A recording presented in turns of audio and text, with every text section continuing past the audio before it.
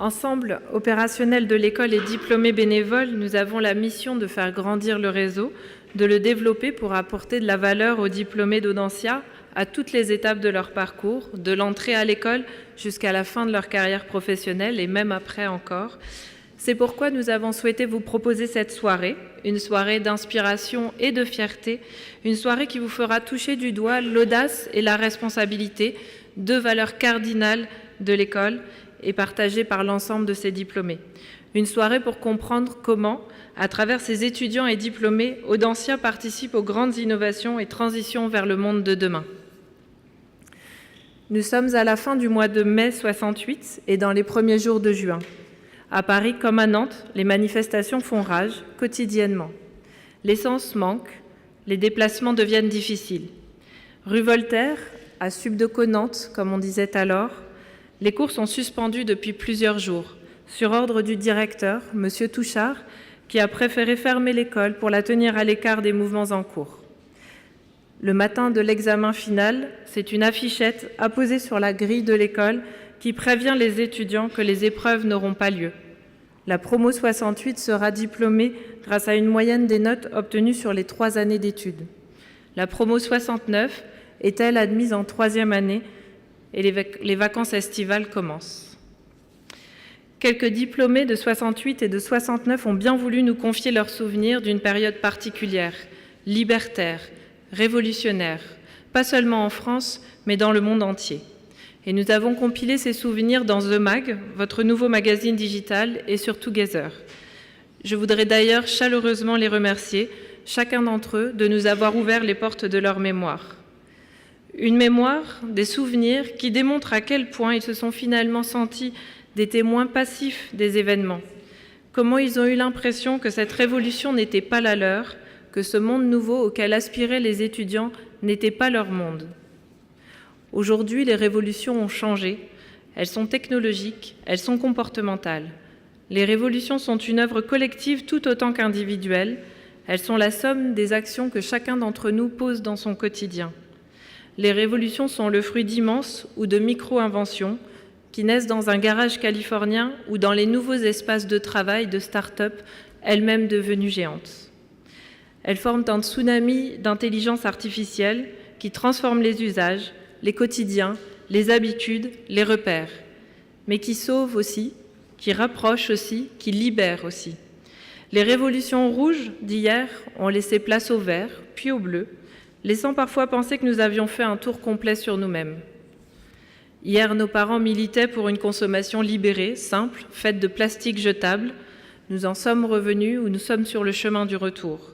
La couche lavable, le do-it-yourself, le homemade, le recyclé, le bio, le bon. Être locavore zéro déchet, voilà une nouvelle préoccupation de consommateurs. Ces révolutions d'aujourd'hui sont au cœur de nos vies, les Audenciens y participent, et c'est un immense plaisir de mettre à l'honneur ce soir quelques-unes de leurs réussites et de leurs engagements.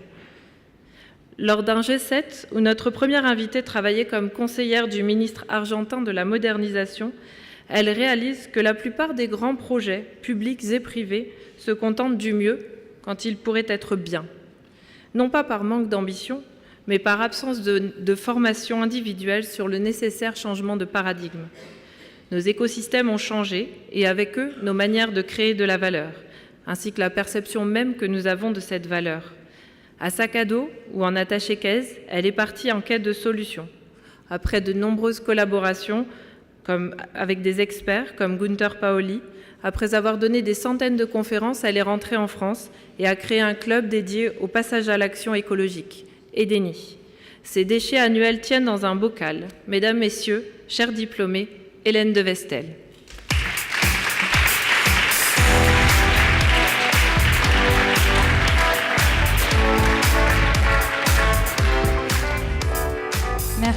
Merci beaucoup. Bonsoir à toutes et à tous.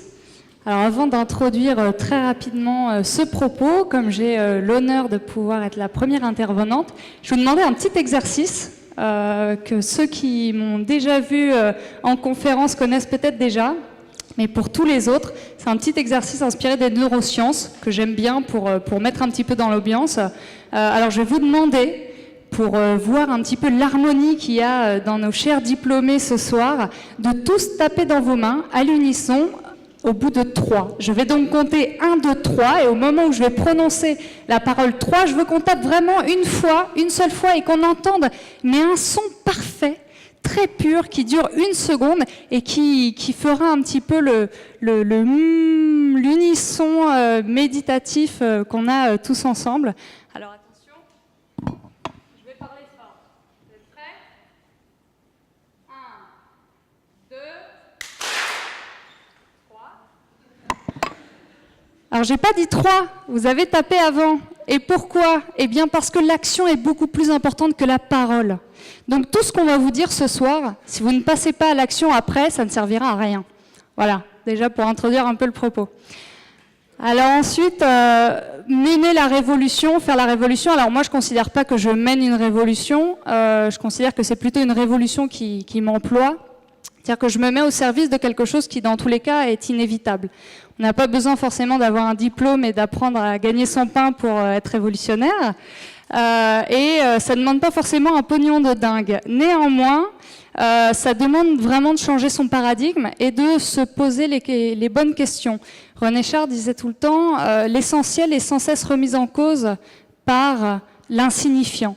Et il est vrai que dans nos sociétés, on a beaucoup d'insignifiants qui nous entourent, qui nous alourdit vraiment très concrètement. Et c'est pour ça qu'au tout début, je me suis mise en quête de voir un petit peu comment m'alléger. M'alléger premièrement parce que je partais pour une expatriation. Et puis surtout ensuite dans ma vie professionnelle, de voir ce qui pouvait avoir le plus d'impact de manière très concrète.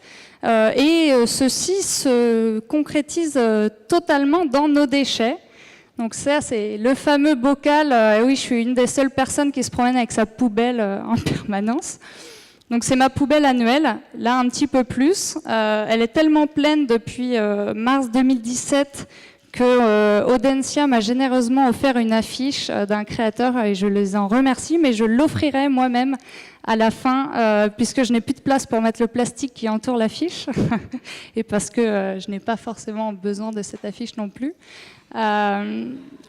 Mais voilà, tout ça pour dire que il y a 1000 manières d'essayer de participer à cette révolution dont on a besoin parce que d'une pénurie des matières premières qui arrive, on estime qu'on n'aura plus d'or en 2025 et on en a besoin pour nos ordinateurs. De deux, la destruction de la biodiversité. On a détruit plus de 50% de la biodiversité, 80% de la biomasse d'insectes par exemple. De trois, eh bien, c'est le réchauffement climatique dont vous avez certainement entendu parler. J'étais encore avec Al Gore la semaine dernière à Berlin pour les Climate Reality Leaders, dont je vous encourage à aller voir tous les travaux et les boucles de rétroaction et de comprendre vraiment ce phénomène sans en avoir peur, mais de se l'approprier à l'échelle individuelle avec, donc le 4e grand défi de l'ONU, c'est la réduction des déchets. Pourquoi la réduction des déchets? Parce que c'est quelque chose qui est palpable, c'est quelque chose que vous avez forcément en fin de journée, que ce soit au bureau ou que ce soit chez vous. Or, s'il y a déchets, c'est forcément qu'il y a erreur quelque part, c'est qu'on s'est trompé, c'est que nos processus n'ont pas été optimisés pour qu'il y ait ce déchet in fine. Donc c'est important de pouvoir se réapproprier ce pouvoir qu'on a chacun de nous, de se poser la question, est-ce que ce produit, ce service, j'en ai réellement besoin? Et si oui, comment je peux faire pour d'une, éventuellement le refuser, le remplacer par quelque chose d'autre, deux, le réduire, tout ce que j'ai déjà chez moi, alors j'ai peut-être plein de trombones différents qui servent à rien, plein de stylos, plein de shampoings, est-ce que finalement un ne suffirait pas? De trois, de pouvoir le réparer, utiliser aussi l'économie de l'usage plutôt que l'économie de la possession. Ensuite, de recycler, si on n'a vraiment rien réussi à faire d'autre. Et enfin, le 5e R, revendiquer. Vraiment, soyez fiers de vos convictions en tant qu'audencien, en tant qu'audencienne, en tant que tout ce que vous avez pu apprendre dans votre vie professionnelle, dans votre vie personnelle, avec vos amis. Et de se dire que finalement, si on a des convictions, mais qu'on est incapable de les appliquer à soi-même et surtout de les revendiquer, c'est comme de ne pas en avoir. Imaginez Rosa Parks dans un bus à côté de vous, victime d'un acte de racisme, et alors que votre vie n'est pas en danger, vous ne faites rien. eh bien c'est comme si vous n'étiez pas du tout antiraciste finalement. Eh bien c'est exactement pareil avec le zéro déchet comme on peut l'appeler, mais sur tout plein d'autres choses, sur la nutrition, sur la bienveillance qu'on peut se porter avec les uns les autres. Et c'est pour ça qu'Edeni essaie humblement à son échelle, donc Edeni, ce club, cette association, cette structure mi-SAS, mi-associative, eh bien, travaille avec maintenant presque 10 000 personnes dans notre secteur, eh bien, qui essayent de se renforcer pour avoir une approche un peu holistique avec les indicateurs de santé, écologie, éthique, de ne pas mettre de poussière sous le tapis. Et je vous souhaite vraiment d'expérimenter la joie que ça fait de pouvoir reprendre un peu le pouvoir sur sa consommation, sur ses actions. Et puis c'est possible dans toutes les grandes entreprises parce qu'on travaille avec aussi bien Decathlon que Greenpeace, que Sea Shepherd, que L214, que la Société Générale, que le gouvernement même maintenant. Donc vraiment, je vous invite à vivre vous-même la révolution, non pas forcément pour la mener, mais pour rejoindre celles et ceux qui participent, chacun à son échelle. Merci.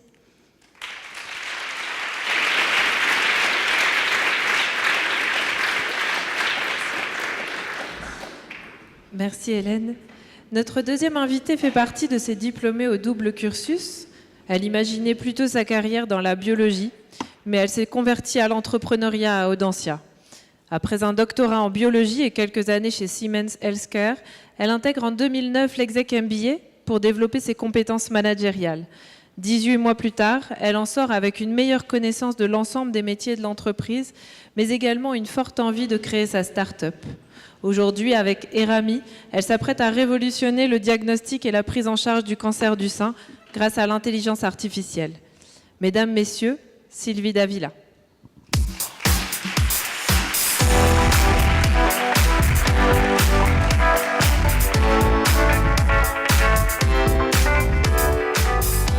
Bonsoir à toutes, bonsoir à tous. Donc, avant de vous parler de ma révolution à mon niveau, ce que je voudrais dire, c'est que pour qu'une révolution et de l'audace puissent aboutir, c'est du travail collaboratif, c'est de la collaboration, c'est de l'accompagnement, du soutien.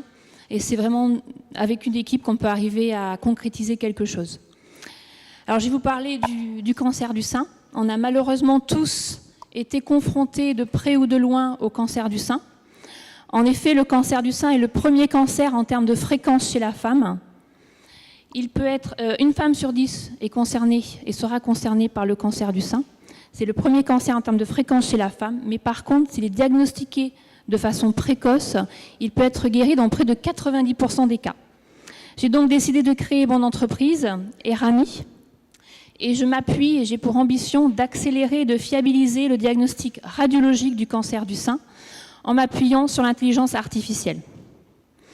Ce que je veux faire, ma volonté, est de fournir aux radiologues est vraiment d'améliorer le processus de diagnostic pour les radiologues en leur fournissant un logiciel d'aide au diagnostic qui va les aider à optimiser leur temps et à se centrer et à centrer leur activité à nouveau sur le patient. En effet, quand vous allez passer un examen d'imagerie médicale dans un cabinet de radiologie, vous allez d'abord être accueilli par la secrétaire médicale. Ensuite, le manipulateur radio ou la manipulatrice radio va venir vous chercher, vous accompagner et va ensuite effectuer l'examen. Après, vous allez être reçu par le radiologue qui ne pourra vous consacrer que quelques minutes de son temps pour vous transmettre son diagnostic.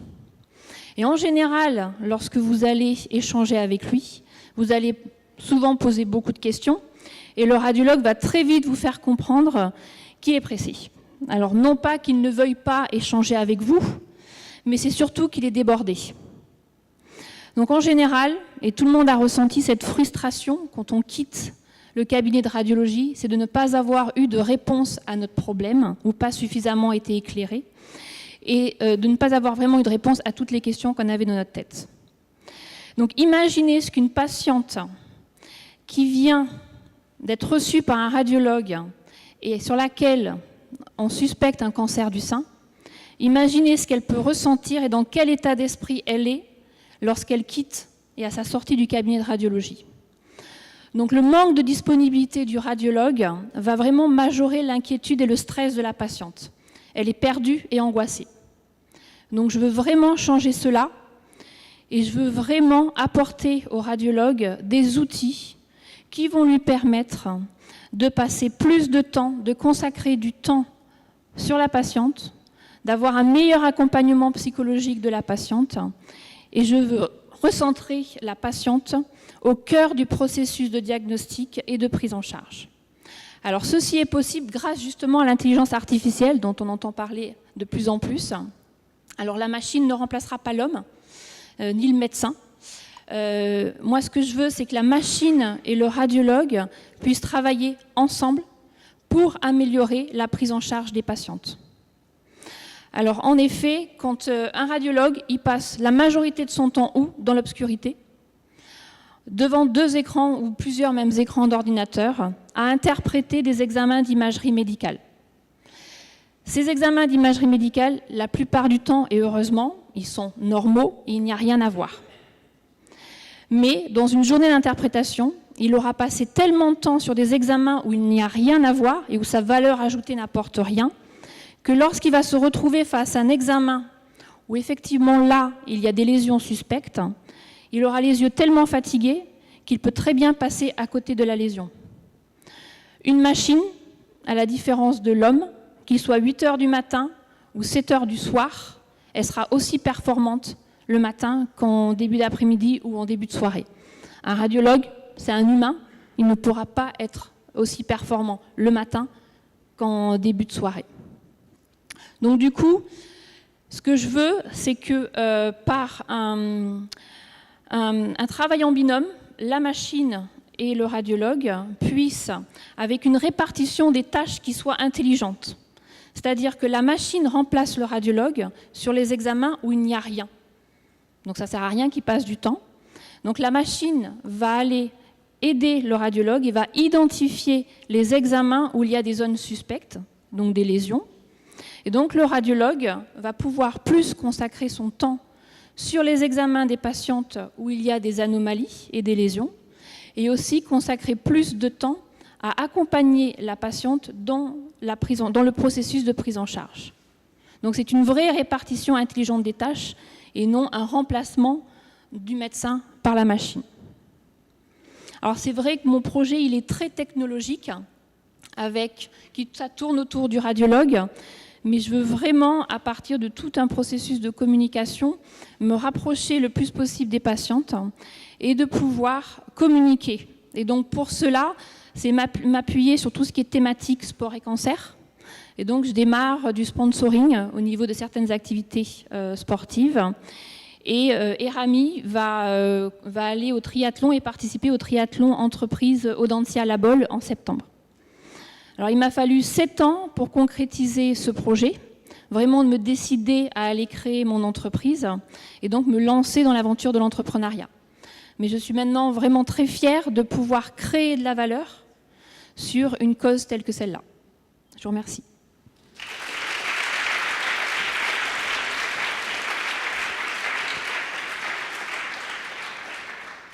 Merci Sylvie. Pionnier engagé, notre 3e invité s'investit pour le développement durable depuis toujours, à peu près. En dernière année, à Audencia, il a lancé le Tour de France du développement durable. À 25 ans, fraîchement diplômé, il signe aux côtés de l'irrésistible optimiste Stéphane Hessel un essai baptisé « Engagez-vous », qui le place comme un témoin essentiel et intérieur du mouvement des indignés. Fondateur de la collection Conversations pour l'avenir aux éditions de l'Aube, il a publié de nombreux livres d'entretien avec des personnalités engagées comme Daniel Mitterrand ou Philippe Starck. Il dirige Reporters d'espoir et organise la France des solutions, où acteurs associatifs et politiques se retrouvent pour développer des leviers de changement. L'information qui donne envie d'agir pour réinventer demain, c'est le message qu'il est venu vous livrer ce soir, cher diplômé Gilles van der Putten. Le monde change. Chaque jour, nous sommes exposés à de graves problèmes qui alimentent la peur et l'immobilisme, au risque de décourager ceux qui voudraient faire face. Les citoyens dans l'adversité doutent d'une politique sous influence, éloignée de la vie quotidienne. Des révoltes s'élèvent des banlieues. Des entreprises sombrent dans la crise. Les bouleversements écologiques menacent les équilibres du monde. C'est une réalité. Et c'est le rôle des journalistes de la refléter. Mais le monde est complexe. Alors notre rôle de journaliste, c'est de refléter toute la réalité. C'est aussi une conscience qui s'éveille face aux bouleversements écologiques. Des entreprises qui se réinventent dans la crise. Des talents qui se révèlent dans les banlieues. Une politique qui influence la vie quotidienne. Des citoyens qui agissent ensemble dans l'adversité, se réunissent pour faire face et défient la peur et l'immobilisme. En montrant aussi ceux qui trouvent des solutions à de graves problèmes et qui font que le monde change, l'information peut donner envie d'agir. Reporter d'espoir pour une info qui donne envie d'agir. Bonsoir à toutes et tous, merci pour... Je suis content que cette vidéo vous plaise. Vous avez compris, ma révolution elle est médiatique essentiellement, mais avant d'en venir là, je voudrais vous parler des années Audencia, parce que tout s'est forgé là-bas. Quand je suis arrivé en 2005 pour passer les entretiens d'admission, certains d'entre vous étaient là, je vous reconnais, vous vous souvenez peut-être que Audencia était la seule école à parler de donner du sens au management et à l'illustrer concrètement avec le parcours responsabilité globale. Quand nous, on a vu ça avec 2-3 amis de promo, on s'est dit, il y a des outils, il faut qu'on les utilise. On a créé l'association Développement Durable de l'école, avec le soutien de Christophe Germain, ici présent. Et de là, on a créé un festival du film sur l'environnement, parce qu'on s'est dit, à l'époque, il était encore temps de sensibiliser par l'image et par la rencontre avec des grands explorateurs, des grands scientifiques. Et comme vous l'imaginez, une des sources d'inspiration majeure, c'est Jean-Louis Etienne qui nous fait l'amitié d'être là ce soir. Et Jean-Louis, on va le retrouver dans la suite de nos aventures. Tu évoquais le Tour de France du développement durable qu'on a lancé avec des camarades.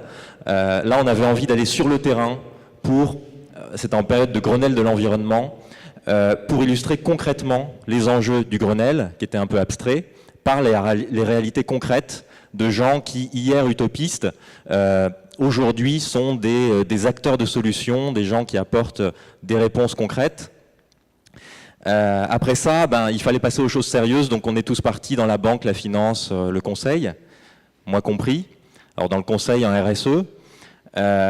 Et en parallèle de ça, j'ai continué à écrire parce que ce Tour de France a donné lieu à un bouquin, préfacé, deviné par qui?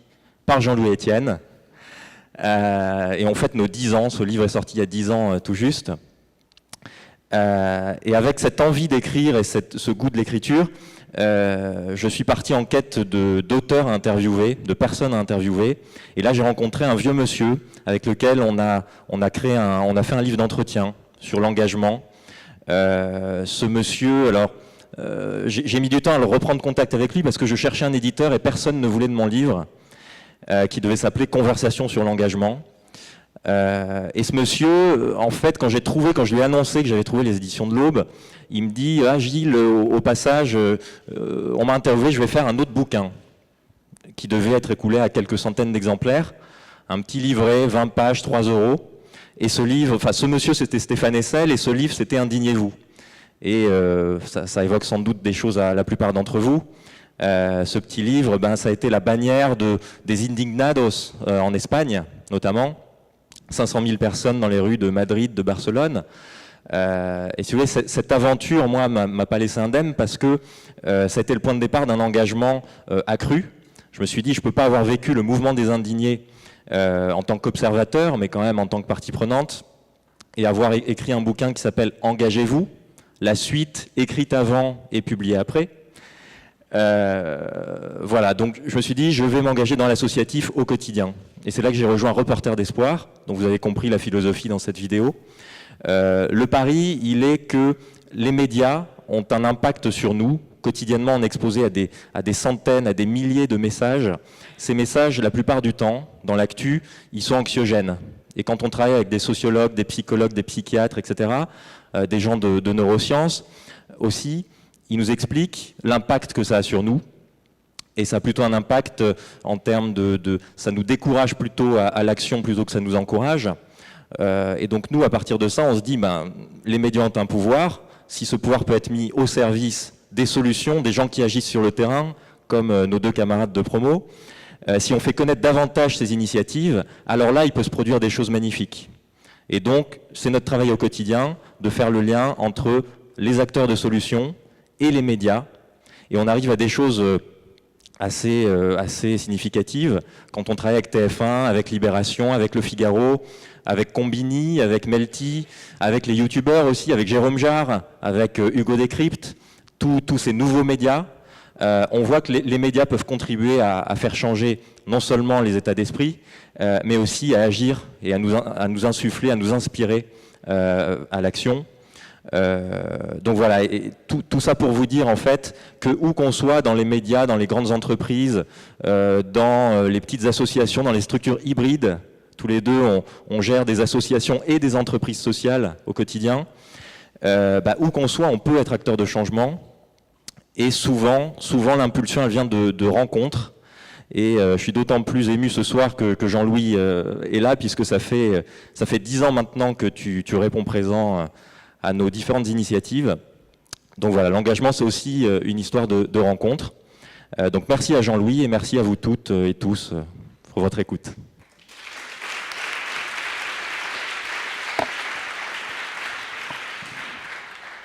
Merci Gilles. On a un petit moment à passer avec tous les 3 et donc je vous invite à poser vos questions si vous en avez individuellement, donc en utilisant Wizambly. Moi, j'ai une petite question à vous poser à chacun d'entre vous. On vous a contacté individuellement quand on a commencé à sentir ce sujet. On vous a soumis les premières pistes qu'on avait qui étaient autour de révolution numérique, révolution écologique, on ne savait pas forcément trop. Et tous les 3, vous nous avez dit, mais en fait, il y a du lien, prenez tout et faites-en un seul sujet. Et effectivement, à vous entendre, on a ce sentiment que les choses sont finalement pas déconnectées et que le numérique est au cœur de la révolution écologique, que l'écologie est au cœur de la révolution numérique également, et que le lien de tout ça, c'est l'engagement. Donc peut-être la question que je voudrais vous poser, c'est concrètement, comment on passe à l'action, comment on s'engage, peut-être pour certains pour la première fois.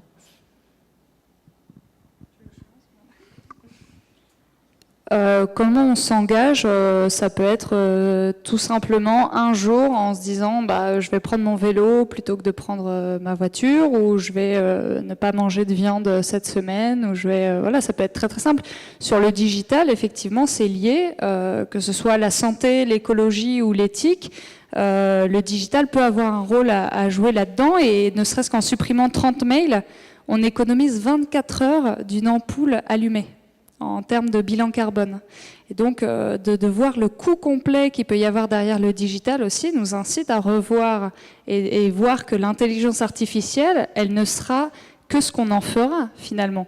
Donc si l'intelligence artificielle compile les données des 50 dernières années de l'humain, ça risque de pas être super brillant en tant qu'intelligence artificielle. On se retrouve avec des voitures qui écrasent des femmes parce que il y a forcément au bout d'un moment donné quelqu'un qui a rentré dans l'algorithme. Eh bien, si le feu est au vert, tu passes. Et puis s'il y a une femme qui traverse, voilà, c'est pas forcément rentré. Et puis surtout, il a compilé l'intelligence humaine qui parfois, face à une situation, ne fait pas forcément le bon choix. Et qu'est-ce que le bon choix ? Finalement, la machine, tout comme l'homme, ne le sait pas forcément. On est vraiment face à nous-mêmes, face à notre responsabilité de se dire ok, tous les jours, j'ai de l'argent à dépenser, qu'est-ce que je vais en faire ? Dans quoi je l'investis ? Dans quoi je le mets ? Et c'est beaucoup plus fort qu'un bulletin de vote. Alors c'est vrai que l'avantage d'avoir fait des témoignages un petit peu différents et de voir qu'il y a des connexions et des liens entre ces témoignages, notamment avec le numérique. Après, la réponse à l'engagement, on peut se dire que ça se fait d'un claquement de doigts. Alors pour les gens qui nous entourent peut-être, mais après au fond de soi, c'est pas forcément suite à un claquement de doigts, c'est vraiment en général quelque chose qui se mûrit, même si tout d'un coup on prend une décision. Après, pour revenir à l'intelligence artificielle, c'est vrai que c'est quelque chose dont on parle beaucoup, qui peut faire peur, après, notamment en France, mais on prône quand même une intelligence quand même qui est éthique et qui est responsable. Et avec ça, il n'y a pas de souci à avoir pour justement prendre l'avantage de ce que l'intelligence artificielle peut amener à l'être humain pour pouvoir justement mener à bien plein de projets et plein d'actions. Sur les sources d'engagement, donc comment passer à l'acte écoutez, moi quotidiennement je vois des centaines d'initiatives avec des gens qui ont des profils très très différents. Ça peut être des anciens banquiers qui deviennent entrepreneurs sociaux parce qu'ils ont des outils et ils veulent les mettre au service d'une cause plus identifiable que celle à laquelle ils contribuent habituellement. Ça peut être des gens qui dans leur structure, regardez en ce moment dans des grandes structures comme Michelin, vous avez le patron Jean-Dominique Sénard qui pousse ce sujet de l'entreprise à mission. C'est vrai que souvent on reproche aux grandes entreprises de ne pas bouger assez vite, de ne pas être assez engagées, etc. Là il dit qu'il faut que l'engagement il apparaisse même dans les statuts même de l'entreprise. Alors ça crée des débats et des scissions dans les groupements d'employeurs et d'entreprises, mais vous voyez à toute échelle, moi je vois des petites associations avec une ou deux personnes qui agissent dans le médico-social. Je vois des choses qui prennent beaucoup d'ampleur comme le groupe SOS par exemple, qui est une des pépites de l'entrepreneuriat social, où on voit des gens s'engager sur la lutte contre la drogue et puis qui petit à petit créent des centres de réinsertion, créent des entreprises autour de ça. Je pense que nous, Audenciens, on a des outils. C'est ce que je voulais dire un peu tout à l'heure, c'est y compris en tant qu'étudiant, quand on arrive dans l'école, on a la possibilité de créer des assos. Moi, je me souviens de lever des fonds grâce au réseau Audencien. C'était avec le recul, c'était presque facile. Voilà, on a des outils qu'on peut mettre au service de ce qu'on souhaite, puisqu'il ne s'agit pas de donner des leçons, mais voilà, à chacun de voir autour de lui, et c'est ce que dit Jean-Louis dans ses ouvrages, de pouvoir agir sur sa zone d'influence. On a tous des outils et la possibilité d'agir là où on se trouve. Donc finalement, l'engagement, la valeur d'engagement est devenue une valeur de création entrepreneuriale, on va dire, un des premiers moteurs de la création entrepreneuriale, selon vous. Alors, c'est vrai que c'est peut-être quelque chose de nouveau. Moi, je me souviens, avant d'entrer à Audencia, pourquoi j'ai fait le choix de faire une école de commerce, c'est parce que j'étais fasciné par ces jeunes de 17-20 ans qui, dans les années 98-2000, avant l'éclatement de la bulle, les Oriane Garcia, les Jérémy Bérébi, les fondateurs de Multimania, Lycos, etc., ils surfaient sur cette révolution numérique, du web 1.0, et petit à petit, alors pas forcément eux, mais on a vu les choses évoluer avec Blablacar, avec plein d'entrepreneurs sociaux maintenant qui utilisent l'IA ou la tech au service, par exemple, de l'insertion de personnes, des migrants, de l'aide au SDF, etc. Il se passe vraiment plein de choses, mais il y a eu une mutation quand même, je pense, de l'alliance de la technologie avec l'impact social, sociétal, écologique, etc., qui est vachement enthousiasmante. Alors, une petite réaction, mais sinon j'ai aussi une question qui nous arrive de la salle et qui à mon avis pourra te parler, Hélène, qui est, pensez-vous qu'il soit possible de faire évoluer une grande organisation sans en être un CEO, ou bien la révolution ne se fera qu'en créant un autre modèle à côté des organisations traditionnelles ?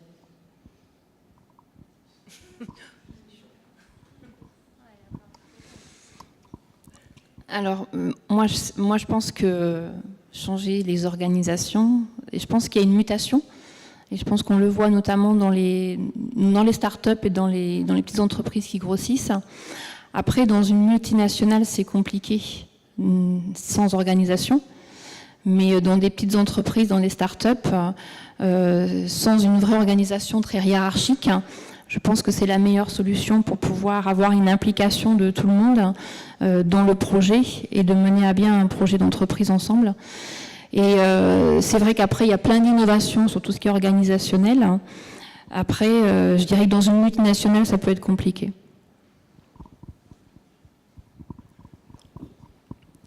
Moi, j'ai rien du tout contre les grandes entreprises. Les multinationales, je considère qu'effectivement, à partir du moment où il y a un seul modèle qu'on réplique de manière totalement uniforme dans le monde entier, ça ne je ne pense pas que ça puisse fonctionner dans le monde vers lequel on se dirige, tout simplement parce qu'à des problèmes globaux, on a besoin de solutions locales. Et ça, c'est vraiment important. Donc, après, le modèle des franchises ne me dérange pas, par exemple, de pouvoir avoir certains coûts optimisés, certaines choses qu'on va répliquer, mais pas le même modèle exact. Par exemple, la grande multinationale à McDonald's, pour moi, ça, enfin, je pourrais pas m'adresser en fait à une entreprise comme ça en tant qu'Edeni parce que je n'aurais pas de solution par rapport à son modèle. En revanche, ce qui est certain, c'est qu'en s'adressant à des individus plutôt qu'à des structures, à des méga-structures qui veulent plus rien dire, où tout le monde se défausse derrière justement un grand titre, quand on s'adresse à des papas, à des mamans, à des frères, à des sœurs, à des individus, là on a quelque chose à voir. Et moi j'ai eu la chance de pouvoir rencontrer le directeur du Point et d'avoir vraiment plus de 3 heures de formation avec lui en voyant justement cet apport holistique qu'on a pu créer avec ces 60 experts au sein d'Edeni. Et de voir que finalement, on a toujours quelque chose qui va nous porter, que ce soit sur la santé, que ce soit sur les médias, que ce soit sur l'écologie, l'éthique, quelque chose qui nous touche directement. Et à partir du moment où on a enclenché un changement de paradigme concret, où on voit les choses différemment, on se dit, ok, moi j'ai envie d'améliorer les choses dans mon foyer ou pour mes proches. Comment je peux vivre en étant totalement schizophrène, en allant dans mon entreprise tous les jours et que ça ne change absolument rien. J'en ai parlé à Station F, là où on est en ce moment. On vous invite à venir nous voir à Station F et Edeni, à voir l'assaut et à venir à tous ces événements, ces ateliers qu'on organise. Et même là, à Station F, qui se veut le plus grand espace d'incubé au monde, on se retrouve avec des déchets partout, alors que l'établissement a moins d'1 an. Donc on essaie tout de suite d'être dans l'itération et de changer ça directement. Et de se dire comment on peut se considérer engagé, de dire on va créer les meilleures startups au monde, s'il n'y a pas le minimum de la base qui est d'avoir au moins un impact neutre. Après, c'est son produit, son service, le besoin auquel on va répondre qui va créer un plus pour la société. Mais si on démarre déjà avec 100 points en dessous de 0, et donc il faut vraiment que son produit soit super balèze pour réussir à remonter au-dessus de ça. Alors que si on démarre déjà avec un impact neutre, qu'on a réfléchi, on est déjà mieux. Mais ça, et ça revient à tout à l'heure, quand tu disais l'engagement, finalement, d'où il vient, il n'est pas si simple à avoir. Et on a besoin des médias, et on a besoin des entrepreneurs qui témoignent et qui en partagent, parce qu'il y a un manque crucial de connaissance des alternatives qui existent, un manque de confiance dans ces alternatives et les acteurs qui les portent, où on voit soit du greenwashing, soit des hippies bobozadistes. Et ensuite un manque d'accompagnement. On a des profs à Audencia pour nous accompagner sur le marketing, mais on n'a personne sur les révolutions personnelles et du zéro déchet, par exemple, mais c'est sur tout un tas d'autres sujets. Mais en tout cas, de penser en termes de coût complet, ne serait-ce que ça, ce serait une révolution dans nos méthodes d'éducation, et le message est passé à Audencia. Peut-être une question plus pour Gilles, justement, qui est pour combattre les dark patterns et la manipulation médiatique. Comment communiquer efficacement sans utiliser leurs techniques? Je ne sais pas à quels médias sont visés là. Moi, pendant longtemps, j'ai été Small is Beautiful et je m'intéressais qu'aux petites initiatives, aux médias alternatifs et autres. Et puis, je me suis rendu compte que, en travaillant avec TF1, Libération, Le Figaro, toutes ces grandes marques médias, dont certaines ont encore beaucoup d'audience aujourd'hui, on arrivait à avoir des effets de levier très très importants.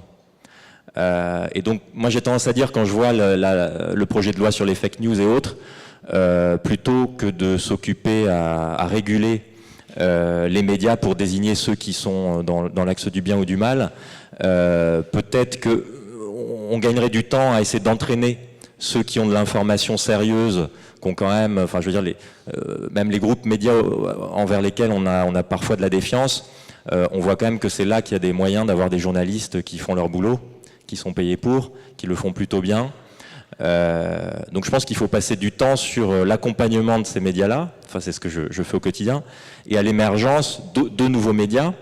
Vous avez les Oui Demain, Socialterre, j'allais dire l'Hebdo, mais non, des médias qui s'adressent à une petite audience. C'est 15 000 personnes par mois ou par trimestre, mais c'est souvent une source d'inspiration pour les grands médias aussi. Donc nous on essaie de faire circuler cette information des petits médias entre guillemets vers les grands, mais je pense nous, comment on compte lutter contre les fake news, puisque c'est ce que je sens en filigrane, enfin dans la question. On prétend que, par exemple, sur un sujet comme le traitement médiatique des banlieues, 90% des sujets qui traitent des banlieues, des quartiers difficiles, ils sont traités de manière anxiogène.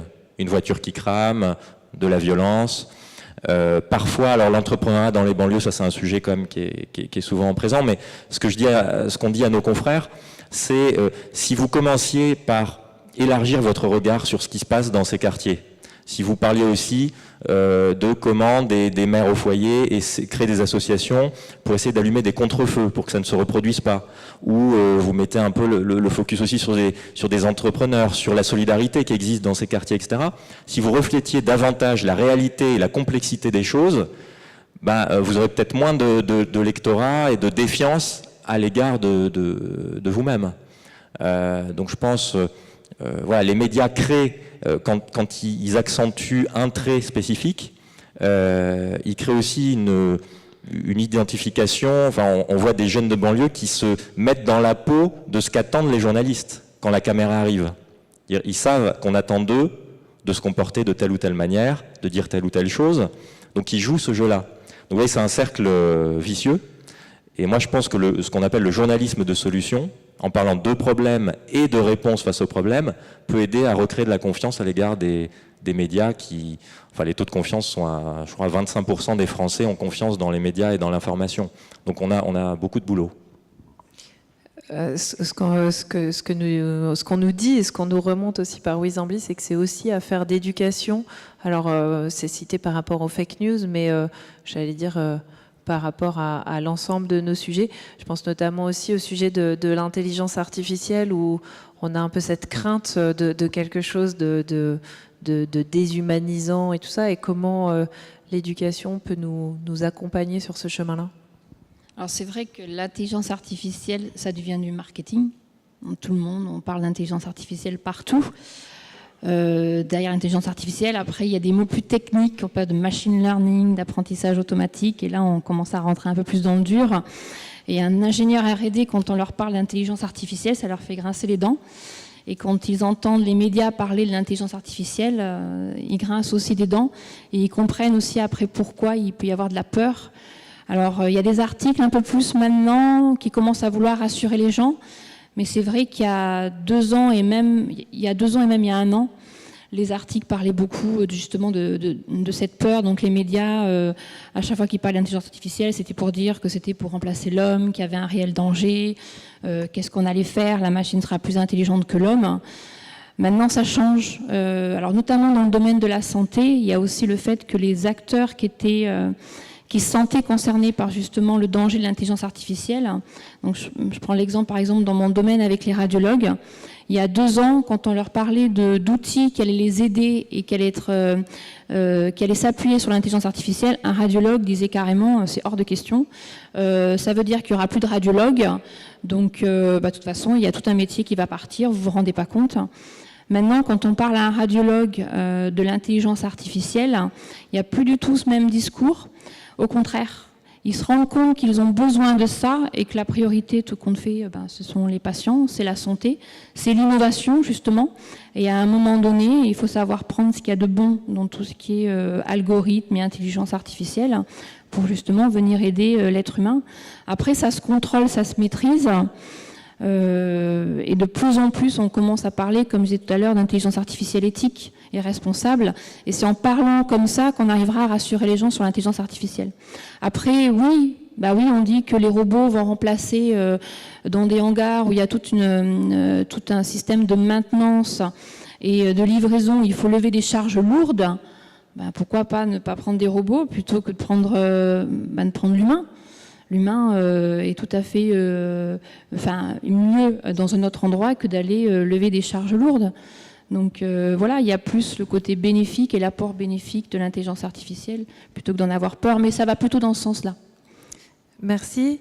On arrive au terme de cette première séquence de notre soirée. Je crois que vous avez soulevé beaucoup de questions. En tout cas, je vois arriver pas mal de choses, et notamment des commentaires. Bravo, merci pour ces témoignages inspirants.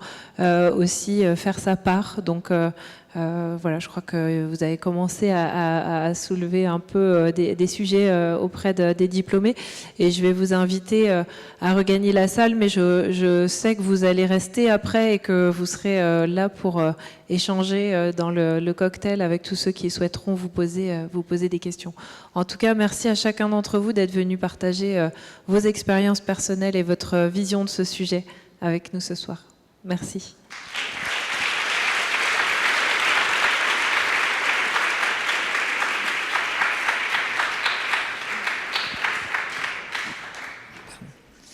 Inventer demain, la force de l'explorateur n'est-elle pas celle-ci, au degré le plus ultime? Ces expéditions révolutionnent nos modes de pensée et le regard que nous portons sur la planète. Elles élargissent nos horizons tout en éveillant nos consciences. D'une certaine façon, ces expéditions ont révolutionné nos vies. Lui, il a décidé d'inventer la sienne, et c'est d'ailleurs le titre de l'un de ses derniers ouvrages paru en 2016. Sa vie, il l'invente jour après jour en dehors des routes tracées et nous incite à oser, à découvrir nos limites plus qu'à les dépasser, à user toujours plus de notre liberté. Infatigable défenseur de la planète, il a conduit de multiples expéditions à vocation scientifique et pédagogique, et la prochaine, Polarpod, l'emmènera pour une incroyable odyssée antarctique à bord d'un bateau vertical sur les mers australes. Mesdames, Messieurs, Jean-Louis Etienne.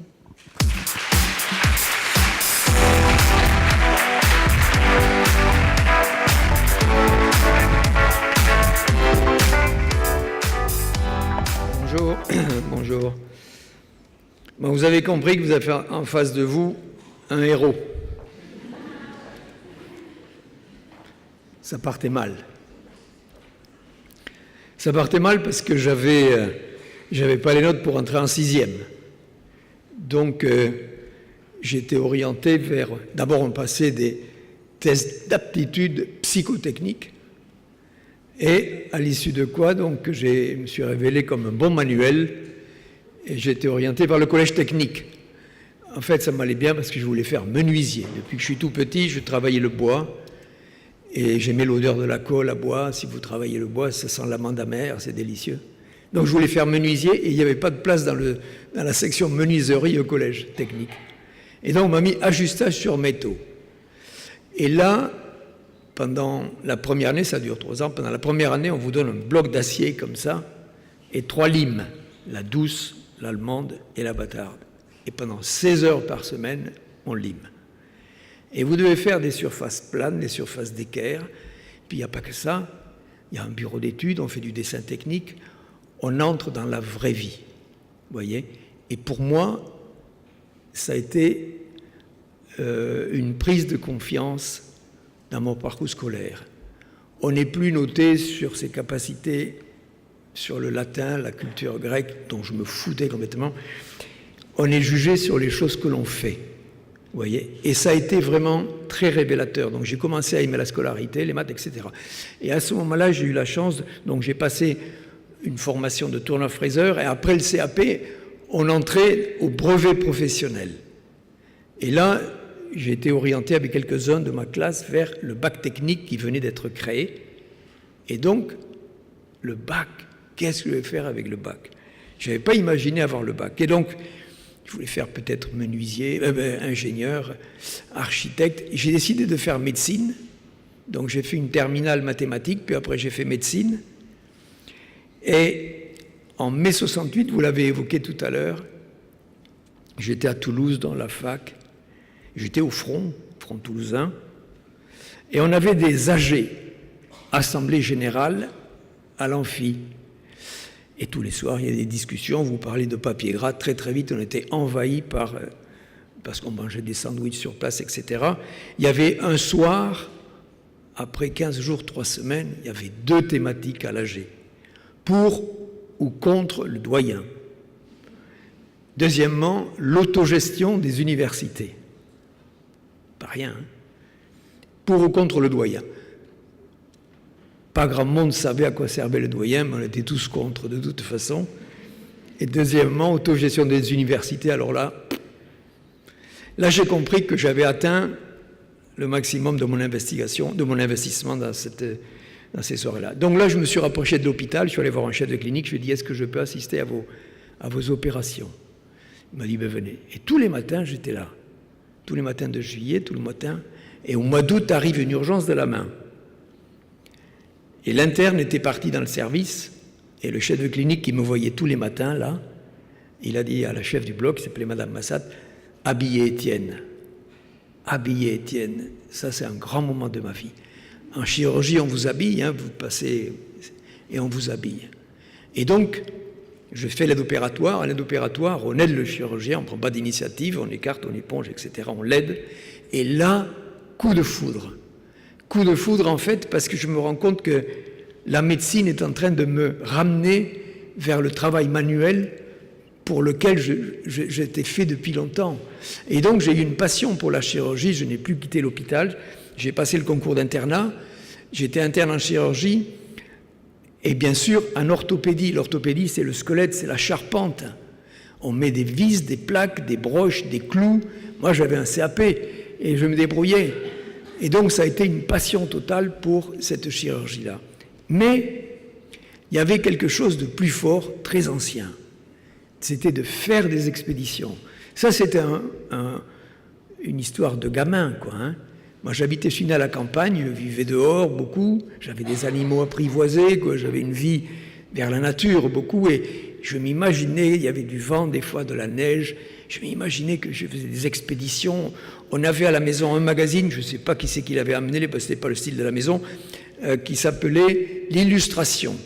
L'Illustration, vous le trouvez aujourd'hui chez les antiquaires, c'était le National Geographic français, du temps où la France avait cet empire énorme. La France avait des terres partout et envoyait dans toutes les colonies, dans tous les territoires, tous les corps de métier. Vous aviez des caravanes de porteurs, il y avait des bateaux qui quittaient le port, enfin, et je m'imaginais faire partie de ces expéditions. Et donc, avec cette compétence de médecin, j'avais la notion de l'urgence déjà, j'ai proposé mes services de médecin pour faire des expéditions. Et la première que j'ai faite, c'est avec le père Jaouen. C'est un jésuite qui avait un bateau, le Bel Espoir, et qui amenait avec lui des toxicomanes, des sorties de prison, pour les éloigner un peu et des fournisseurs, quoi. Hein. Et donc, j'étais médecin sur ce bateau, et j'arrive comme médecin. Moi, j'avais donc toute cette culture de l'urgence, de l'hôpital, j'avais 3 caisses. Et Jaouen, c'était un bon breton, là, de Ouessant, il me dit « Qu'est-ce que tu fais avec ce truc-là, quoi ?» Je dis « C'est la pharmacie. » La pharmacie, mais 3 caisses de pharmacie. On partait quand même pour traverser l'Atlantique, quoi. Et puis le bateau n'allait pas vite. Hein. Et il me dit, mais tu as amené des pilules? Merde. Des pilules, il me dit, ouais, attends, parce que, il y a des garçons, il y a des filles, dès qu'on va passer la Corogne, les Canaries, il va faire beau, de la chaleur et tout, les règles vont devenir, ça va baiser, je veux pas m'emmerde. Voilà. Et donc moi j'avais déjà une 2e année d'internat en chirurgie, si vous voulez, et j'avais vraiment une trousse à outils formidable, sauf que j'avais oublié pour lui ce qui était l'essentiel, les pilules. Enfin bon, c'était l'apprentissage du métier de... Et après, donc, j'ai fait la course autour du monde avec Éric Tabarly, j'ai fait des expéditions en Himalaya, en Patagonie. Pendant 12 ans, j'ai fait médecin d'expédition sur des grands projets géniaux. Et je gagnais ma vie en faisant de la médecine générale en remplacement. J'avais abandonné la chirurgie. La chirurgie reste une de mes frustrations. Attention aux frustrations. Bref, j'ai compensé par autre chose. J'ai tellement aimé l'ambiance chirurgicale. Vous êtes sous le cialytique, il y a une intensité, il y a une concentration, tout est centré. Et donc, j'aimais beaucoup ça. Si bien que, ce qui est une réalité, quand je découpe un poulet, je passe par les aponévroses, je fais des ouvertures articulaires, je ne peux pas faire autrement. J'ai un respect pour l'anatomie qui m'est resté. Et donc la chirurgie, c'est quelque chose que j'ai abandonné parce qu'on ne pouvait pas faire toutes ces expéditions. La chirurgie demande une implication permanente pour la précision du geste, la connaissance anatomique, etc. Donc j'ai fait de la médecine générale en remplacement. Ça a été une école de vie formidable. La médecine générale, je l'ai faite en milieu rural, en milieu urbain aussi, à une époque où ça continue un peu moins, où on faisait des visites, on allait chez les gens. Donc on connaissait ça. Et là, après toutes ces années, si vous voulez, l'être humain, il n'y a plus de classe sociale devant la maladie. La médecine, c'est une exploration de l'humain, surtout en médecine générale, qui est extraordinaire. C'est un métier incroyable. C'est un des rares métiers où vous pouvez demander à quelqu'un qui ne vous connaît pas, qui vient en consultation, déshabillez-vous. Vous voyez, c'est tout ça pour déshabillez-vous à tous les sens du terme, c'est-à-dire confiez-vous, quoi. Ça a été une expérience extraordinaire. Mais à l'Everest, un jour, donc j'étais médecin sur la face nord de l'Everest, bon, je grimpais, je participais, j'avais 38 ans, j'étais tout seul au camp 2 sur une arête, il y avait du vent, j'étais immobilisé par du vent, il y avait Berlioz. Et là, je me suis dit, mais peut-être que maintenant, je vais reprendre en main mon existence, j'ai envie de faire mon expédition. Et donc le pôle Nord est arrivé comme quelque chose qui était sur ma trajectoire. Et donc j'ai fait une première tentative en 85, j'ai échoué, et j'ai réussi en 86. C'était un parcours initiatique extraordinaire. J'ai fait cette expédition qui a duré 63 jours, avant le GPS, avant Iridium. Aujourd'hui, il y a Iridium, vous savez, le téléphone. Vous arrivez au pôle Nord, allô maman, je suis au pôle Nord. Et il n'y avait rien de tout ça. Et au pôle Nord, il n'y a rien. Vous marchez sur un océan gelé, il n'y a pas de panneau, il n'y a rien. Vous marchez sur un océan gelé. Ça a été une rencontre avec mes faiblesses, avec moi-même, avec mon ambition. Au début, j'ai connu des températures très basses. J'ai connu moins 52 sous la tente. Là, c'est limite. J'étais un super campeur, heureusement. J'avais cette expérience-là. J'ai résisté à la tentation de l'abandon. Ça, c'est acte 1. Résister à la tentation de l'abandon quand vous avez quelque chose qui vous tient à cœur. Parce qu'en fait, on invente toujours des façons de taper en touche, quoi. Et moi, je cherchais, sur ce parcours-là, je me disais, si tu pouvais te casser une jambe, vous voyez, revenir sur une civière, on est un héros, quoi. Si je rentrais en disant il fait trop froid, c'était minable. Et donc je cherchais, et petit à petit, j'ai échappé à ces tentations, et à un moment donné, il s'est passé un truc, je me suis dit, mais attends, tu es sur un rêve, vous voyez, remettre le rêve à la surface. Vous voyez, chaque fois quand vous avez une idée, vous l'avez évoqué tout à l'heure, qu'est-ce qui fait à l'origine de l'idée, pourquoi on s'engage? C'est pas moi qui tremble, c'est la table. L'idée, c'est précieux. Mais quand je parle de l'idée, cette idée un jour qui vous vient en vous disant, mais c'est ça, ça j'ai envie. Vous voyez, quand les lundis ressemblent à des vendredis, vous voyez, c'est quelque chose qui vous tient. Alors là, c'est le moment où on achète le matos, où on regarde, il va falloir ça et ça, on choisit la couleur de je sais pas quoi, et après il faut se le coltiner. Et on s'aperçoit que il y avait de la concurrence, c'est plus compliqué, il va falloir, on est un peu découragé, il y en a toujours quelques-uns qui vous disent mais tu es sûr que de ton coup, là, avec ça, machin et tout. Si ça vous a allumé un petit peu, ça, encore une fois, c'est précieux. Là, il faut résister, parce que quoi que vous entrepreniez, on est confronté à ça. On progresse par seuil. Le début, c'est la première étape, c'est tout formidable, toute découverte. Après, il faut apprendre, on se rend compte qu'on n'est jamais seul dans l'existence, qu'il y a de la concurrence, etc. Et une lecture, un film, parler, on sort des fois d'un bon film, vous voyez ça vous redonne la pêche, vous avez envie de... Voilà. Donc, tenir. Et à un moment donné, il se passe quelque chose, persévérer, fondamental, persévérer. Et hop, on passe un seuil, et là, de nouveau, on avance, on a progressé, voilà. Donc, mon parcours au pôle Nord, ça a été cette révélation en moi-même. Et je me suis rendu compte que j'étais sur un parcours qui m'avait fait rêver. Il m'a fallu du temps pour réaliser ça. Et donc, je dis tout le temps, remettez le rêve à la surface.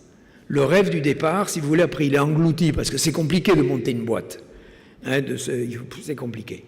L'administration, les trucs comme ça, toutes des choses qui sont décourageantes. Mais ne pas perdre de vue que vous avez une idée à un moment donné qui vous a porté. Et donc, sans arrêt, remettre le rêve à la surface. Donc, moi, je suis arrivé au pôle Nord après 63 jours d'une retraite intense.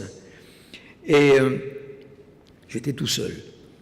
Et donc, il n'y avait rien pour le partage. Donc, je parlais à mon réchaud, à mon traîneau, je parlais à la glace. C'était un moment, toutes les cellules du corps étaient heureuses. Vous voyez, cette espèce, c'était orgasmique, c'était extraordinaire, quoi. Ce moment où je dis, ça y est, tu y es, quoi. Et je suis revenu de là avec 2 outils intéressants. D'une part, un début de notoriété. La notoriété, à mon niveau, c'est super. C'est, vous arrivez dans un resto, on vous dit c'est complet, on vous reconnaît, on vous trouve une place. Bon, ça c'est les trucs sympas. Mais surtout, je suis revenu avec la conviction que faire des expéditions allait être ma vie. Vous voyez, c'était un rêve de gamin, et en fait, sans m'en rendre compte, petit à petit, j'y suis revenu. Donc si vous avez, encore une fois, j'y tiens, cette idée ancienne, quelque chose, le truc qui était fait pour vous, vous voyez. Même si vous prenez un chemin tordu, à un moment donné, si on s'écoute soi-même, on y revient. Et donc, je suis revenu avec ça. Donc, j'ai fait un bateau qui s'appelle Tara aujourd'hui, qui s'appelait Antarctica, qui est un bateau pour affronter la glace, pour échapper à l'écrasement par la banquise. Là, j'étais déjà dans une innovation totale. Le Bureau Veritas ne voulait pas en entendre parler. Je ne sais pas si vous connaissez le Bureau Veritas, c'est un bureau de certification. Enfin, vous ne voulez pas entendre parler. Tous les bateaux qui partaient là-bas se faisaient broyer. Moi, j'avais fait dessiner un bateau qui... Il n'y avait aucun assureur, aucune banque, rien. En allant à Toulouse, je rencontre un copain qui était avec moi à Matélème, qui me dit « Je suis prof de mécanique à Supaéro ». C'était en 87. Il me dit « On vient de recevoir un programme Katia Aviation ». Le programme Katia, c'était déjà les premiers trucs de numérisation. Il me dit, si tu veux, on peut formuler la compression de la glace. C'était les premières simulations qu'on pouvait faire. Il me fait un dossier génial.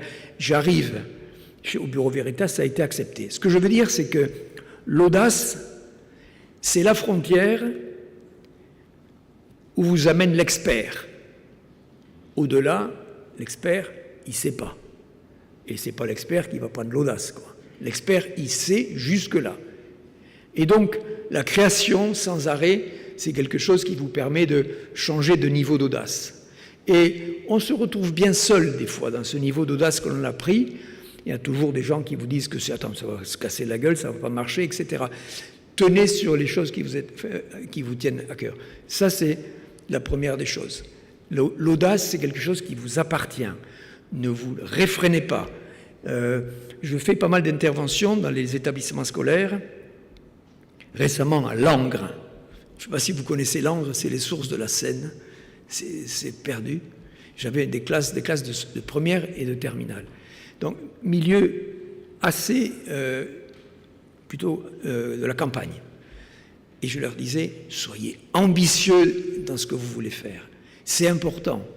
Moi, je suis né dans un milieu où il ne fallait pas n'érange personne, quoi. Et en fait, c'est important d'être ambitieux. Il ne faut pas se réfréner. Je n'ai pas dit prétentieux, j'ai dit ambitieux. Prendre des risques, aller de l'avant, c'est quelque chose. C'est ce qui nourrit l'existence, en fait. Vous parliez de grandes structures, des grands groupes. Soit en effet pour les grands groupes, dans une structure pyramidale, avec un peu d'ambition, on peut arriver à trouver son chemin, on en écarte quelques-uns, hein, soit vous avez envie d'inventer votre vie, et à ce moment-là, prenez votre chemin, mais sachez que c'est un chemin qui est beaucoup plus compliqué. La liberté, si vous voulez, elle est essentielle pour la créativité que j'évoquais tout à l'heure. Je sais que tous ici, vous êtes dans des entreprises, vous voulez créer, vous êtes des créateurs. Eh bien, la création, c'est quelque chose qui demande de la liberté. Vous voyez, la liberté de créer. Parce que dans une pyramide, on vous confie la tâche de là, il faut la faire bien, mais si vous voulez créer quelque chose d'une manière plus débridée, ça se prend. La liberté, elle ne se gagne pas sur les autres. La liberté, elle se gagne sur soi. Qu'est-ce qu'on est capable de s'accorder? Moi, j'étais sur un parcours de chirurgien qui me plaisait, j'avais une perspective, mais j'avais cette envie d'expédition qui était plus forte. Après ça, je suis revenu à la fac, à un moment donné, j'étais assistant d'université. Je reçois une lettre d'Éric Tabarly que j'avais rencontré par hasard, à qui j'avais proposé mes services. Et cette lettre me disait, si vous voulez faire la course autour du monde, la transpacifique, machin et tout, on part pour un an. Je me souviens, j'avais été voir mon patron à la fac, je lui ai dit, regardez ce que j'ai reçu, il aimait la mer. Et il regarde, il me dit, à votre place, j'irai, il me dit. J'ai dit, c'est ce que j'ai décidé de faire. Quand j'ai décidé d'arrêter, je me suis rendu compte que j'avais un poste important parce que tout le monde venait me voir en disant, à ce qui paraît que tu pars, tu libères le poste. J'étais salarié pour la première fois, pas pour la première fois, voilà. Mais j'avais envie de faire ça. Donc, qu'est-ce qu'on est capable de s'accorder comme liberté, de rupture par rapport à un parcours conventionnel? Voilà. Eh bien, toute la création, inventer sa vie, en fait, ce sont ces choses-là. Et donc, c'est intéressant de ne pas se limiter. Vous parliez de robots tout à l'heure. Je ne sais pas si vous avez eu l'occasion de lire Le Monde aujourd'hui. Il y a Elon Musk qui n'arrivait pas à produire. Il avait déclaré, il y a 3 ans, on va tout robotiser, on va tous les avoir. Quand il disait ça, il parlait de... Et il s'est rendu compte qu'il est arrivé au bout du sujet. Et la semaine dernière, il y a un mois, il fallait absolument qu'il termine 5000 voitures par semaine. Il a monté un camping, une tente de camping géante sur le parking de son truc. Et il a dit, oh les gars, venez, les gars et les filles, venez, j'ai besoin de matières premières, j'ai besoin de manuels parce qu'on n'y arrive pas avec les robots. C'est intéressant. C'est intéressant. Et si vous avez dans votre entourage, je reviens à la formation professionnelle aux 10 doigts. Moi, mon insouciance, elle est toujours venue de mes 10 doigts. Je savais qu'à n'importe quel moment, je pouvais construire une cabane, avoir des poules, un jardin et voir venir. Je savais que j'avais mon arrière personnel qui pouvait, là. Et donc, ça m'a aidé à prendre pas mal d'initiatives. Et donc, si vous avez dans votre entourage un garçon, une fille qui est en 3e, parce que c'est là que ça se passe des fois, qui n'a pas des bonnes notes ou qui machin, on n'y arrive pas, il n'est pas forcément mauvais, il n'est peut-être pas sur sa bonne trajectoire. Et la remise dans une formation professionnelle, c'est quelque chose qui est un parcours de confiance. J'ai rencontré la semaine dernière Jean-Michel Blanquer, notre ministre, parce que vous avez compris, avec mon parcours de CAP de tourneur-fraiseur, chirurgien, etc., je suis un ambassadeur de la formation professionnelle. C'est quelque chose qui est en train d'être poussé. Et j'ai rencontré, il y a 2 jours, Patrick Pouyanné, qui vient le président de Total, qui va créer des écoles de formation professionnelle, parce que dans tous les métiers manuels, on manque de mains. On manque des mains. J'étais chez Engie récemment, il me dit, si vous connaissez des soudeurs, on les prend à 3 000 €. J'étais à Pointe-Noire en Afrique, un bon soudeur, découpeur, sur une plateforme pétrolière, ils sont à 6 000 €. On manque de main-d'œuvre, c'est quelque chose qui est extrêmement bien rémunéré. Donc j'insiste là-dessus, parce que c'est aussi une autre façon de rentrer dans l'existence. Après, ça ne vous empêche pas, ça ne les empêche pas, vous avez déjà votre parcours, ça n'empêche pas de revenir dans la vie courante par un parcours professionnel. Donc voilà, je voulais vous parler de ma trajectoire, les leçons, entre guillemets, que je pouvais en retirer par rapport à ce que vous pouviez entreprendre. Et c'était quoi? C'était l'audace. Et puis, c'est ça, daring. Hein? Daring, c'est l'audace. Never stop daring. Inventer, c'est génial. Inventer, c'est génial. Ne vous limitez pas. À Stanford, j'ai passé un peu de temps. Je n'ai pas étudié à Stanford. Mais j'ai passé un peu de temps. J'ai un copain qui est là-bas. Et donc, il me fait visiter. Il me dit, là, dans cette salle, on a des réunions où il est interdit sur des sujets d'émettre des pensées négatives. Ça veut dire on ne peut pas dire non, ça ne marchera pas, ou on l'a déjà essayé, ça ne marche pas là-bas. Chacun a le droit de se lâcher, de dire une bêtise éventuellement, d'être dans la créativité. Donc ne vous réfrénez pas, ça c'est fondamental. Soyez les explorateurs, et je termine là-dessus, soyez les explorateurs engagés de votre temps. Soyez les explorateurs engagés de votre temps pour être les acteurs du monde de demain. Merci.